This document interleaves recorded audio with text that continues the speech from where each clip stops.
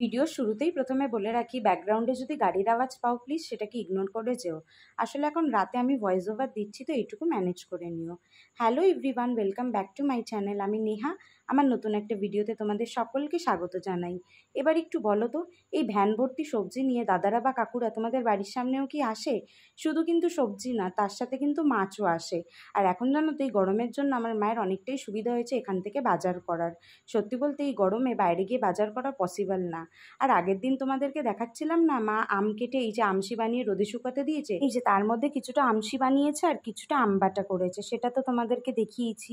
আর আজকে জানো তো, আবারও আমরা সবাই মিলে পান্তা খেতে চেয়েছি, তাই মা এখানে আগের দিন রাতে ডাল ভিজিয়ে রেখেছিল বড়া বানাবে বলে।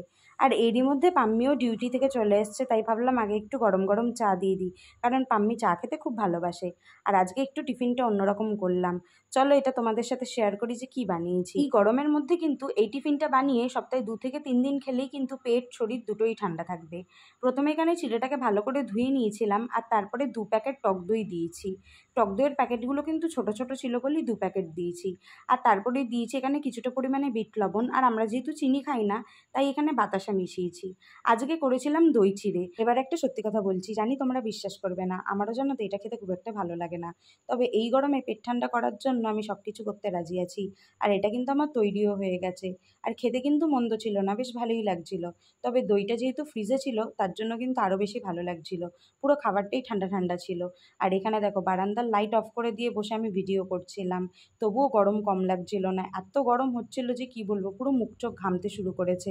প্রায় 2 দিন ধরে খুবই গরম পড়েছে। তারপরে বেলার দিকে আবার একটুখানি বসে পড়েছিলাম একটা জিনিস বানাতে। এই দেখো, এটা কী বানাচ্ছি বলো তো? এটা হচ্ছে বেলের ঘোল।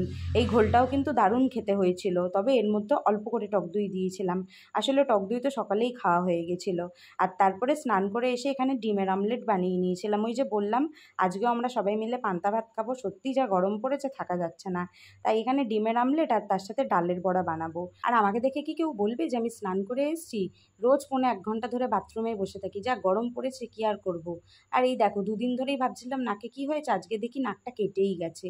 তো যাই হোক, কিছু তার করার নেই। এখানে কিছুটা বড়া ভাজা হয়ে গেছে, আর কিছুটা ভাজতে গিয়ে গ্রহণ লেগে গেছে। তবে গ্রহণের দিকে তাকালে কিন্তু চলবে না। খেতে কিন্তু দারুণ হয়েছিল, বেশ ভালোই মুচমুচে হয়েছিল। আর এখানে দেখতে দেখতে ঘরের সমস্ত কাজ কমপ্লিট হয়ে গেছে, আর তার সাথে রান্নাবান্নাও কমপ্লিট। তারপরে কিন্তু খাওয়া দাওয়া করে একটা টানা ঘুম দিয়েছিলাম। আর এরই মধ্যে ঘুম থেকে উঠেই দেখি সন্ধে হয়ে গেছে, তখন প্রায় 6:30 থেকে 6:45 বাজে। মানে ভাবো, পান্তা ভাতের কি অ্যাকশান! একবার খেয়েছি আর ওই যে ঘুমিয়েছি, ঘুম থেকে উঠেই দেখি সন্ধে হয়ে গেছে। যাই হোক, ঘরে এসে তারপরে সবার জন্য চা করেছি। আর আমি 2 দিন ধরে একটু গ্রিন টি খাচ্ছি, আর বাকিদের জন্য এখানে র চা করে দিয়েছিলাম। আর এখানে চা বসিয়ে এসে আমি একটু বসেছিলাম, আর ওখানেও বসে বসে আমি ঝিমাচ্ছিলাম। কি আর করবো, এত ঘুম পাচ্ছিল যে কি বলবো। আর তারপরে সবাই মিলে একসাথে চা খেয়েছি, আর আজকের রাতেও কিন্তু পান্তা ভাতই খেয়েছি ডিনারে। তো আজকের ভিডিওটা এখানেই শেষ করছি। ভালো লেগে থাকলে অবশ্যই একটা লাইক কমেন্ট শেয়ার করে দিও। চলো টাটা, দেখা হবে নেক্সট ভিডিওতে।